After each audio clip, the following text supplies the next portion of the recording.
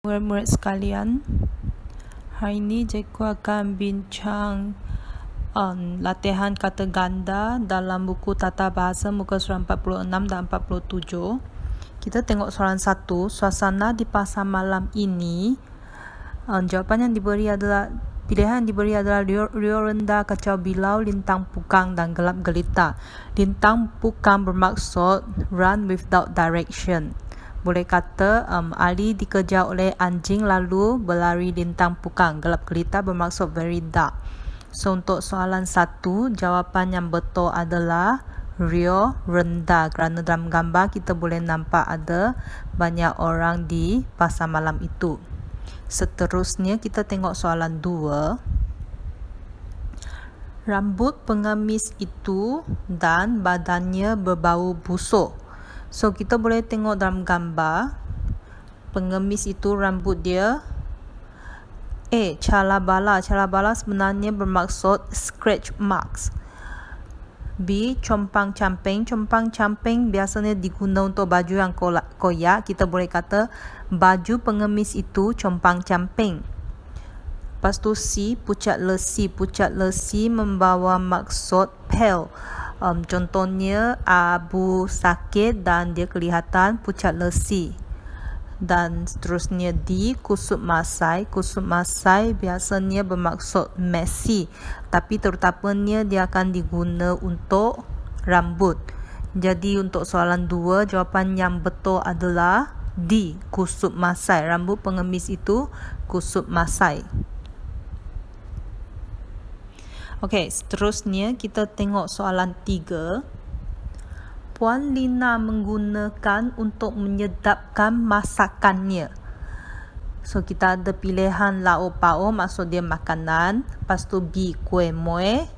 Lepas tu kita ada C, rempah ratus. Rempah ratus membawa maksud herbs or spices that you use to cook. Lepas tu kita ada D, tali temali, maksud dia tali. So jawapan yang paling betul untuk soalan 3 ialah rempah ratus.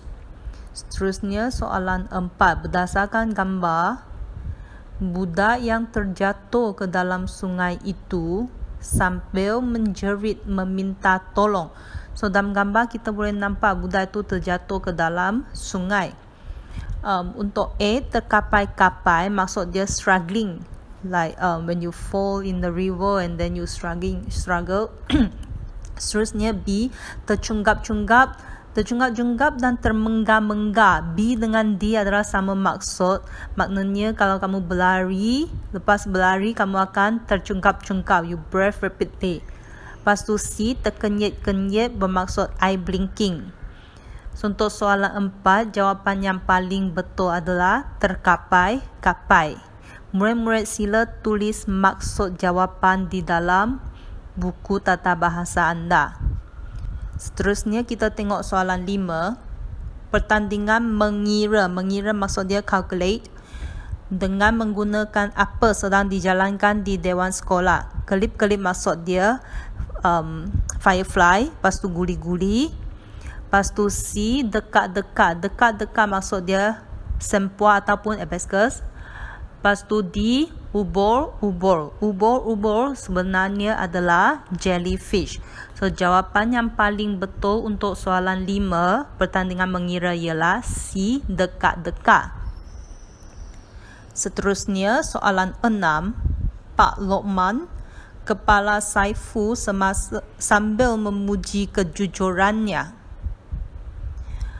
So kita ada A, membuat-buat. Maksud membuat-buat adalah ooze out. Contohnya darah. Darah membuat-buat dari luka kaki Amri. B, mencakar-cakar. Dengan C, menggaru-garu adalah sama maksud. Maksud dia scratch. Lepas tu D, mengusap-ngusap. Mengusap-ngusap membawa maksud rub or pat someone head. So untuk soalan 6, kita ada perkataan kepala semasa memuji orang. So kita akan guna mengusap-usap. Seterusnya kita tengok soalan 7. Kilat yang apa menyebabkan adik bongsu tidak berani tidur di dalam biliknya sendiri. Jadi kita tengok pilihan dia. A. Cela mencela.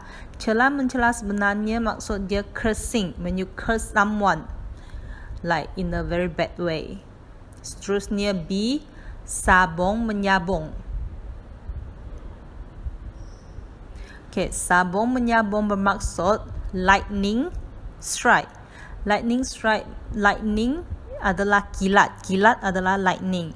Lepas tu C. Sahut menyahut. Sahut menyahut maksud dia when you answer someone. When someone is shouting at you and then you answer means sahut menyahut. Lepas tu D. Balas membalas maksud dia reply. So untuk soalan 7, jawapan yang sesuai adalah B. Sabong menyabong. Lepas tu kita tengok soalan 8 pula. Untuk soalan 8, perahu Pak Haji apabila dipukul ombak yang bergelora. Perahu adalah small boat. And then dipukul ombak. Ombak adalah wave. Ombak yang bergelora maksud dia big wave. So when it is big wave, the small boat will terumbang-ambing. The boat will toss like a cork. Then B. Terhuyung hayam maksud dia stumble. Tergoyang-goyang, shaking. Tergoncang-goncang sama juga shaking. So untuk soalan 8, jawapan dia terhuyung hayang. Seterusnya kita tengok soalan 9. Untuk soalan 8, jawapan yang betul adalah terumbang-ambing, A. Seterusnya soalan 9, ibu dan rakannya yang lama terpisah itu apabila bertemu semula di lapangan terbang. So dalam gambar kita boleh tengok dua orang tu, they are hugging each other. So hugging adalah berpeluk-pelukan. Jawapan dia C.